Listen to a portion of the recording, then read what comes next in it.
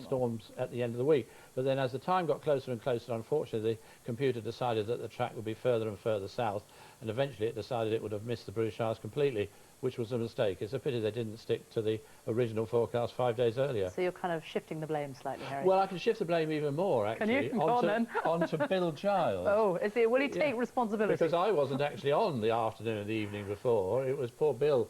But he's not to blame either, because really what's to blame is the Met Office computer. But he was the presenter that just mentioned breezy up the channel and went on to talk about the heavy rains.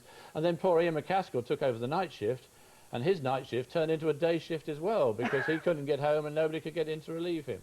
Well, Michael, I'm going to let you. It's been, what, 3 years since you it's joined us here again, at Television Centre, so yes, I'm going to step out of the way and welcome you back. And thank you let's very much have the weather in 2007. And I hate to think what's going to happen. As a matter of fact, I think it's me, because we've had settled weather for the last few days. We're going to have settled weather in the next few days. But, of course, I get lumbered with the change, and it's turning wet and windy. There's a weather front on the satellite picture there, moving in across Scotland and Northern Ireland. Behind it, sky's clear. That's actually another area of high pressure that's going to settle things down for the rest of the week. But if we move things on for 2 or 3 hours, you see that by then the rain will have moved into the west of Wales, a few spots in central and eastern Wales, really setting in too in parts of southern Scotland and the Lake District. Much of the rest of Scotland and Northern Ireland too come to that behind the weather front. A lot clearer, a lot brighter. Breezy though, but there will be some sunshine and just 1 or 2 showers. And there again is that real wet weather right the way through the Lake District into northwest England. To the east of the Pennines, it's not too bad. It's dry and it's bright, but it's breezy. There is a fair amount of cloud across central and southern areas of the country as well, but here and there are good breaks, and where you get the good breaks and you get a little bit of brightness, not too bad temperature-wise. It's 16 or 17 degrees or so. That's pretty good for the time of year.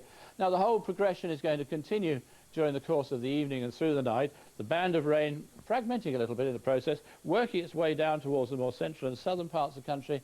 Clearer weather following on behind, but a real packet of showers coming into the north and west of Scotland and parts of Northern Ireland, where the temperatures will dip to about 8 degrees. But it is going to be a warm night across the more southern parts of the country.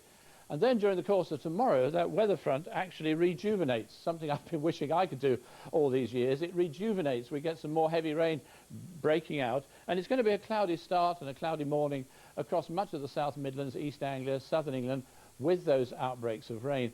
Further north, it's a brighter picture. Most eastern areas actually will be dry. 1 or 2 showers across to the west of the Pennines in the Lake District, but a real packet of showers for the north of Northern Ireland, the north and west of Scotland, where it'll be quite windy with it. And then when we head down towards the West Country, by the morning the rain will be beginning to set in and get really heavy as well. And that heavy rain is going to set in, get heavier and heavier. You notice where the colours have changed from blue into green and yellow, so some heavy bursts of rain there. And that rain setting in again across South Wales, much of the Midlands and East Anglia during the course of the day.